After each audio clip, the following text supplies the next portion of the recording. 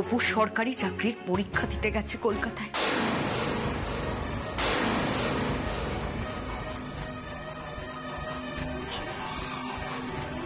কার সঙ্গে গেছে? দীপুর সাথে। দীপু ওকে পরীক্ষা দিতে নিয়ে গেছে। কি বলছো পরমা?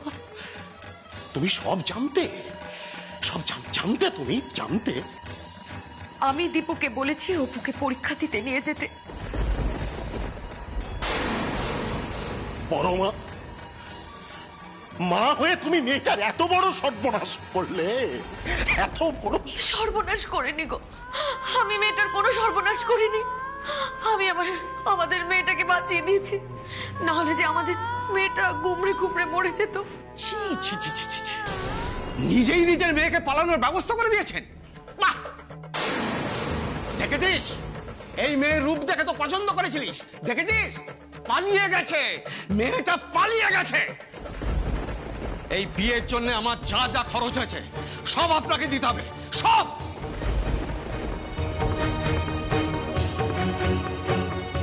শেষ পর্যন্ত তুমি আমার কথাটা শুনলে না মা? বলতে পারো এখন আমি কোন মুখ নিয়ে আমার শ্বশুর বাড়ি গিয়ে দাঁড়াবো? বলতে পারো মা? আমার যে শ্বশুর বাড়ি যাওয়ার কোনো ঠাঁই হবে না মা। আমি আর ওই বাড়িতে থাকতে পারবো না মা। এক কাজ করো, তোমরা সবাই মিলে আমাকে মেরে ফেলো, মেরে ফেলো। হ্যাঁ, আমি বাঁচতে পারবো না, আমাকে মেরে ফেলো, তোমরা মেরে ফেলো, মেরে ফেলো। এরকম বলিস না মা, এরকম বলিস না। এই বিয়েটা হলে যে অপুটা মরে যেত, অপুটা মরে যেত। আমরা সবাই না জেনে না বুঝে মেয়েটাকে মৃত্যুর দিকে ঠেলে দিচ্ছিলাম। বাবা, বাবা, বাবা শোনো, আমরা প্রচুর খুঁজলাম কিন্তু অপুকে কোথাও পেলাম না। এখনো দাঁড়িয়ে দাঁড়িয়ে শুনবে? চল চল, শিখে চল। না যাবে না, চল শুনুন আমার বাবা, চলে গেল বাবা ছাড়ো, ওনাদের যেতে দাও। না যেতে, আমার মেয়েটা যে লগ্ন ভ্রষ্ট হয়ে গেল, আমার মেয়েটা। বাবা ওনাদের আটকে আর লাভ নেই, এই বিয়ে আর সম্ভব নয়। হ্যাঁ বাবা, এই বিয়ে আর সম্ভব নয়। অপু দীপুর সঙ্গে বাসে করে পালিয়ে গেছে।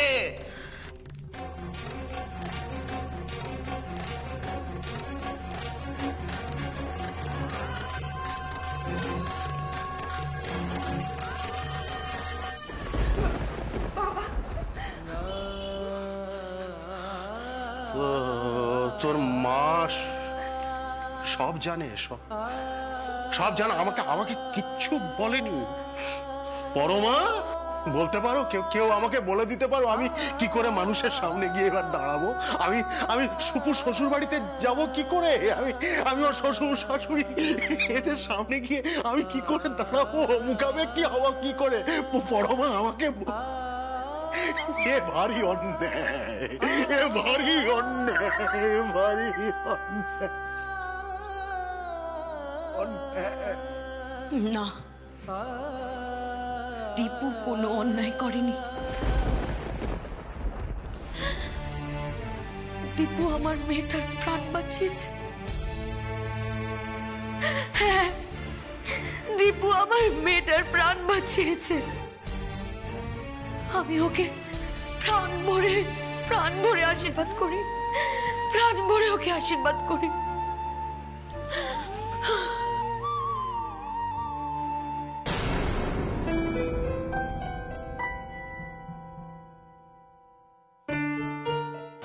আস্তে লেডিস, হ্যাঁ লেডিস,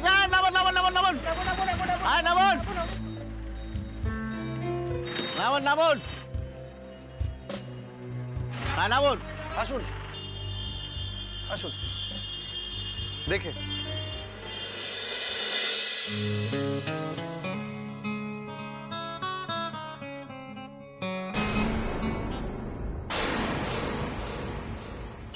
ও দাদা, কি দেখছেন? সারা বাসে তো দেখতে দেখতে এলেন, আমি দেখলাম তো। আবার কি দেখার আছে? হ্যাঁ, এবার একটু ক্ষান্ত দিন। আরে দেখলেই দোষ বুঝি? আপনি বাসে করে আনতে পারলেন আর আমরা দেখলেই দোষ? চুপ করুন, একদম চুপ করবেন। বাজে কথা বলে যাচ্ছে তখন থেকে। বারে ও দাদা, আপনারা কোথা থেকে আসছেন?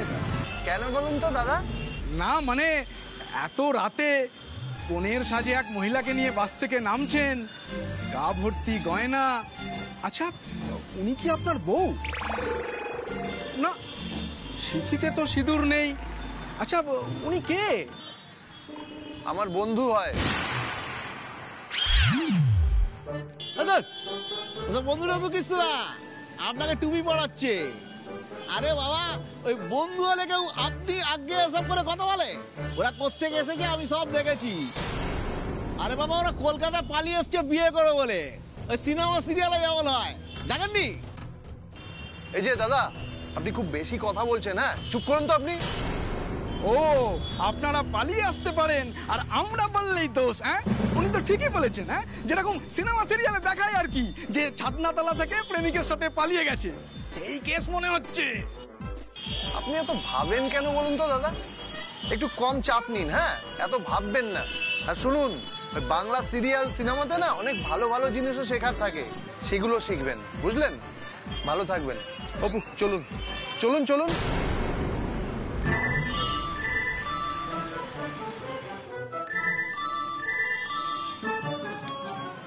বেশি ঘাটাবেন না দাদা, এনিস্টে গুবলেট কেস আছে। হ্যাঁ, যা বলেছেন, হ্যাঁ। দেখলেন না? বলতেই কেমন খ্যাক করে উঠলো। চলি। চল চল।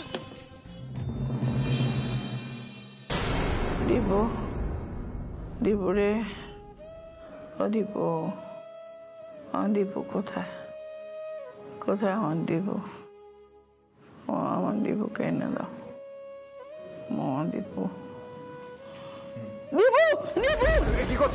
উঠো না, উঠো না, উঠো না। আরে বাবা, তখন থেকে বলছো মাথা ঘুরছে, শুয়ে পড়ো। দীপু কোথায়? আমার দীপু কোথায়? আমার দীপুকে এনে দাও, আমার দীপুকে এনে দাও। চেষ্টা করছি।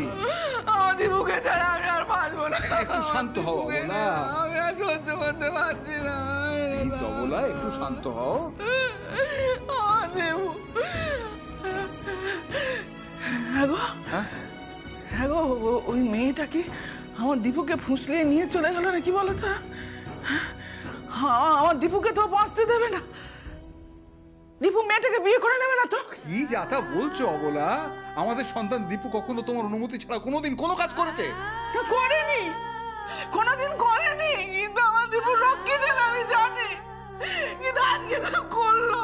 ও বিয়ের আগে থেকে মেয়েটাকে আমার অনুমতি ছাড়া নিয়ে চলে গেল। আরে দিদি, তুই একদম ঠিক কথা বলেছিস রে।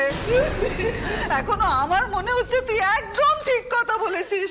জানিস, সবাই সবাই বাইরে এ কথাই বলা বলি করছে। সবাই বলছে ওই ধিঙ্গি মেয়েটাকে এমনি এমনি পালিয়েছে নাকি।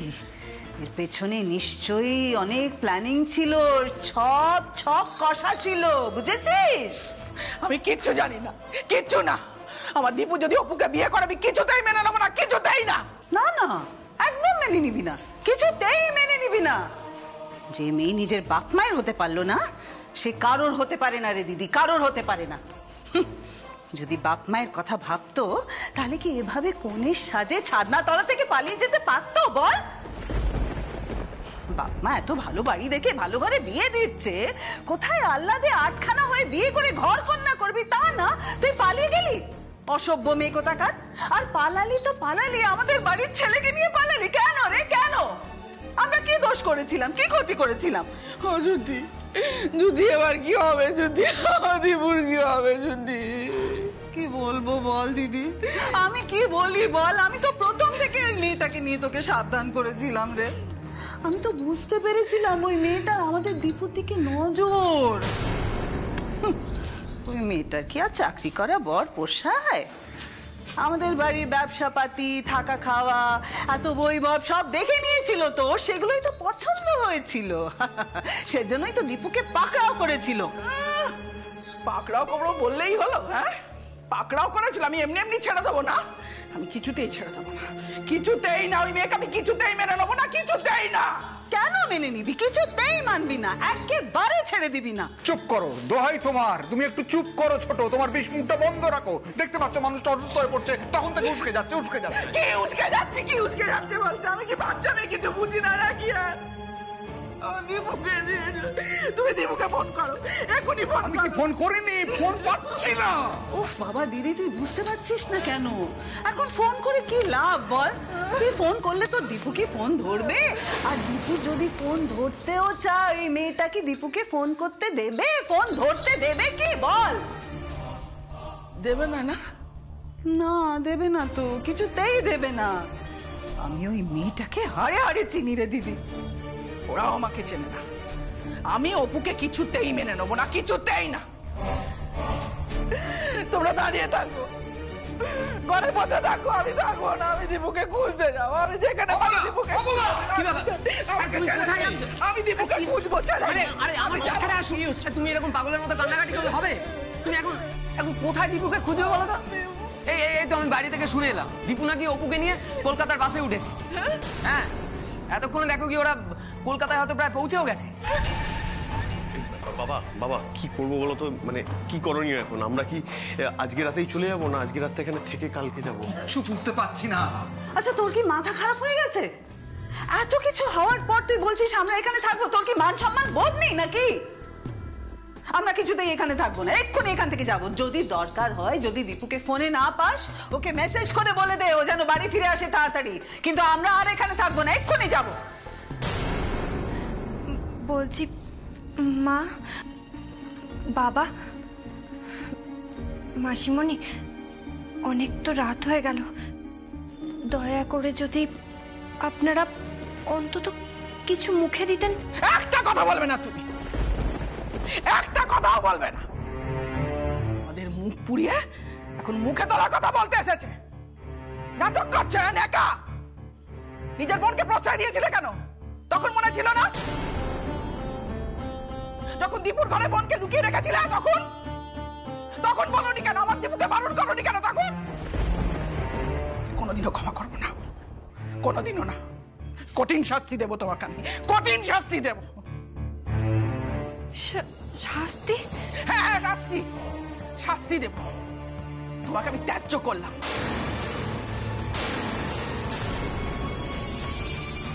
আমার বাড়িতে কোনোদিনও তোমাকে বউ হিসাবে মেনে নেবো না, কোনোদিনও না। মা, কি মামা করছো তখন থেকে? দিদি তো একদম ঠিক কথা বলছে। যাও গিয়ে তোমার বাবা মাকে ডাকো, তাদের মেয়েদের কীর্তিকলাপের কাহিনীর বর্ণনা করে তাদের সামনে। তারাও জানো কিরকম মেয়ে মানুষ করেছে তারা। আমি কিচ্ছু জানতে চাই না। এই বউকে আমি আমার বাড়িতে তুলবো না, ব্যাস।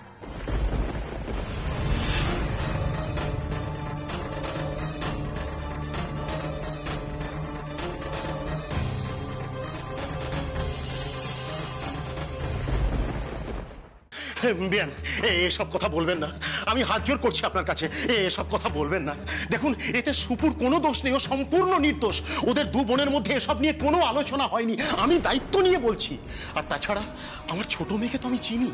অপুর এত সাহস নেই এইভাবে একা একা পালিয়ে যাবার। ও নিজের বুদ্ধিতে এসব করেনি, সত্যি বলছি। ও করতে পারে না নিজের বুদ্ধিতে এসব।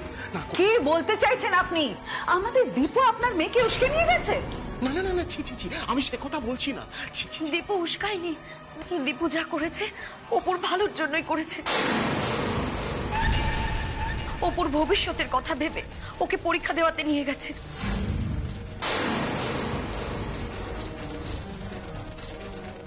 আসলে এরকম এক ঘটনা আগেও ঘটেছিল। দীপুর ভুলের জন্য অপু পরীক্ষা দিতে পারেনি, আর সেই ভুল শোধরাতে দীপু ওকে শহরে পরীক্ষা দিতে নিয়ে গেছে। হ্যাঁ। বাহ বাহ বাহ বাহ বাহ, তার মানে আপনিও সবকিছু জানতেন? দেখ দিদি দেখ, নিজের মেয়েদের কীর্তিকলাপের কথা সব জানে মা, সব জানে। চালাক সত্যি, ভেবে পারি না। একটা কথা আপনাকে বলে রাখি বেয়ান, আপনার ছোট মেয়ের ভবিষ্যৎ তো ঝরঝরে হয়েই গেছে, আর আপনার বড় মেয়ে, তার ভবিষ্যৎ ঝরঝরে হবে। ওকে আর আমাদের বাড়িতে পাঠাবেন না। ওকে আমরা আমাদের বাড়ির বউ হিসাবে আর মেনে নেব না, আমরা বাড়িতে তুলব না।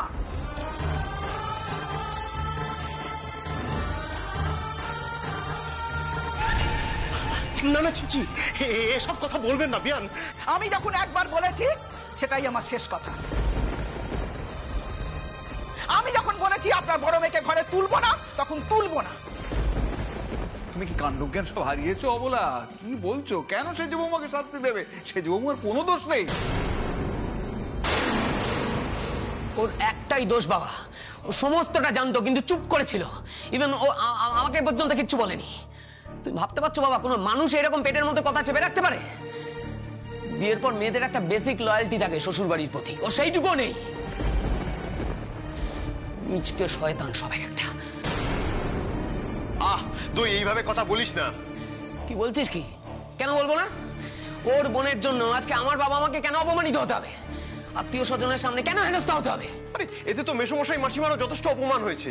ওনারা নিজের মেয়েকে মানুষ করতে পারেনি, তাই জন্য এরকম অবস্থা হয়েছে। আজকে এই দিনটা দেখতে হচ্ছে। You shut up. তোমার অনেক ঔদ্ধত্য আমি সহ্য করেছি, তখন থেকে আজে বাজে কথা বলে যাচ্ছ। যা বোঝো না তা নিয়ে কথা বলবে না। বিষয়টা অপু আর দীপু নিয়ে। এর মধ্যে সেজ বৌমা আসছে কোত্থেকে? সেজ বৌমার কোনো দোষ নেই। আমার দোষ, সব আমার দোষ। আমার আপনারা সবাই আজকে আমার বাড়িতে উপস্থিত। সকলকে বলছি, আমি স্বীকার করছি, এই যে অঘটন ঘটেছে এর জন্য সম্পূর্ণরূপে আমি দায়ী।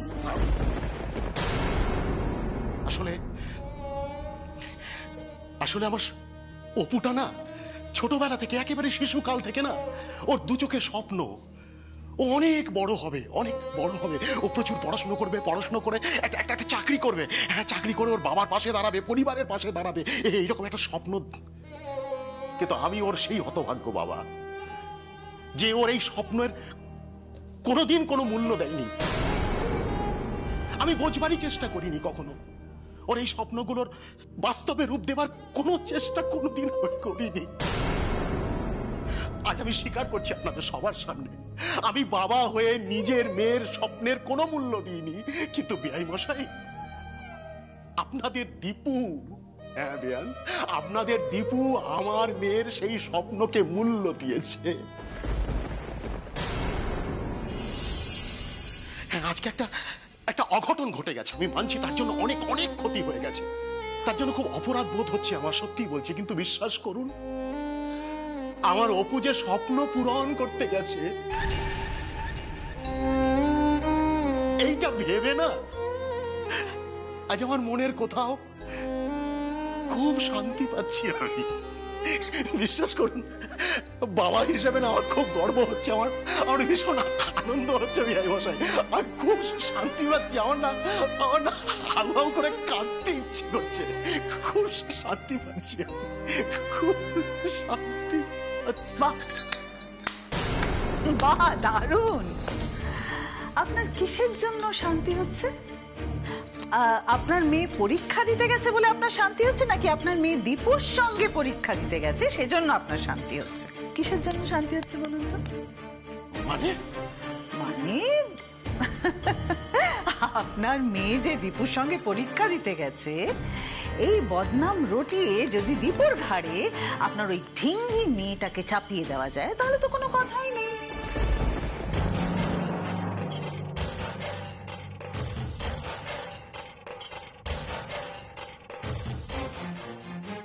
একেবারে সোনায় সুহাগা।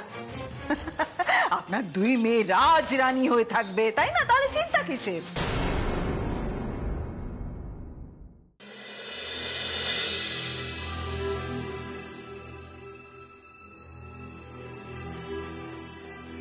ওই বাসের লোকজন, তারপরে কন্ডাক্টর, এরা সব কি সব উল্টো পাল্টা কথা বলছিল, তাই না? সব খারাপ মানুষ খুব। হ্যাঁ, সবাই খারাপ। হ্যাঁ, আপনি ভালো মানুষ, তাই না? কি আমি আবার কি করলাম? কি করলেন মানে? আপনি জানেন না কি করলেন? বিয়ের ছাদনাতলা থেকে আমাকে এইভাবে নিয়ে এলেন। এখন এভাবে লোকে দাঁড়িয়ে থাকলে দেখলে তো জানতে চাইবেই, আগ্রহের বশে জিজ্ঞাসা করবেই কি হয়েছে। এরপর তো আপনি আবার বলবেন এই পোশাকে কালকে পরীক্ষা দিতে যেতে হবে। হ্যাঁ, তা তো যেতে হতেই পারে, তাছাড়া আর অন্য কোনো উপায় তো নেই, তাই না? তার উপায় থাকবে কেন? আপনার মাথায় তো যত সব উদ্ভট বুদ্ধি আসে। আপনি তো কোনো কাজকে সোজাভাবে সরলভাবে করতেই পারেন না। আপনার আর কি, আপনি তো ছেলে, সমাজে ছেলেদের তো 7 খুন মাপ। কিন্তু আমার কি হবে? আমি বাড়ি ফিরবো কি করে? বাবা নিশ্চয়ই এতক্ষণে খুব ভেঙে পড়েছে। আমার মাও নিশ্চয়ই এতক্ষণে খুব ভেঙে পড়েছে। ওখানে নিশ্চয়ই এখন খুব ঝামেলা শুরু হয়ে গেছে, জানেন তো। এই দেখুন দেখুন দেখুন দেখুন, বাবা বারবার ফোন করছে। ফোন ধরে আমি কি বলবো বলুন তো? না ধরবোই না, তাই না? ওটা ধরার দরকার নেই, সাইলেন্ট করে দিই। ঝামেলা করলে না আপনার বাড়ির লোকই করবে। ভাল লাগে না, দূর বাবা। কি করব এখন? সারা রাত এই পোশাকে বাস স্ট্যান্ডে বসে থাকবো? আরে দাঁড়ান দাঁড়ান, সবে তো বাস থেকে নামলাম, একটু মাথা ঠান্ডা করে ভাবতে দিন তো আগে, তারপর কিছু একটা করা যাবে। কি করবেন আপনি? কি করবেন? আমি ভাবছিলাম কি, ওই কাছে পিঠে কোনো একটা হোটেলে গিয়ে থাকি, সারা রাত হোটেলে কাটিয়ে দেবো, তারপর সকাল সকাল আপনাকে নিয়ে পরীক্ষা দিতে নিয়ে যাবো, তারপর বাড়ি চলে যাবো। বাড়ি ফিরবো? না না দীপু বাবু, আমি কিছুতেই বাড়ি ফিরতে পারবো না। বাবা আমাকে কিছুতেই আর মেনে নেবে না। আপনি কেন বুঝতে পারছেন না দীপু বাবু? আমি আর কোনোদিনও বাড়িতে ফিরতেই পারবো না। আচ্ছা ঠিক আছে, চলুন কোনো হোটেলে যাই, চলুন। হোটেলে? হোটেলে গেলে যদি সবাই আমাদের সন্দেহ করে, যদি ভাবে কোনো খারাপ উদ্দেশ্য আছে তখন, আর যদি পুলিশকে বলে দেয় কি হবে? উফ বাবা, আপনি আপনি আগে থেকে এত কিছু ভাবছেন কেন বলুন তো? আগে তো যাই হোটেলে, তারপর দেখা যাবে। তা না হলে সারা রাত এই বাস স্টপেই বসে থাকুন। আর কি হচ্ছে? আর কি নাটক করছেন আপনি? আমার তো ভয়ের, মন খারাপের টেনশনে হাত পা ঠান্ডা হয়ে যাচ্ছে। কি আবার কি হলো? আরে আপনি কাঁদছেন কেন? আমার না, আমার বাবার জন্য খুব মন খারাপ করছে। বাড়ির কথা খুব মনে পড়ছে। চাপ বাবা, এক্ষুনি তো আপনি বললেন যে ওই বাড়িতে আর আপনি ফিরতে চান না, আপনার বাবা আপনাকে পেলে মেরেই ফেলবে। দূর বাবা, সে তো ভয় বলেছি। বাবাকে ভয় পাই যতই, ভালোও তো বাসি।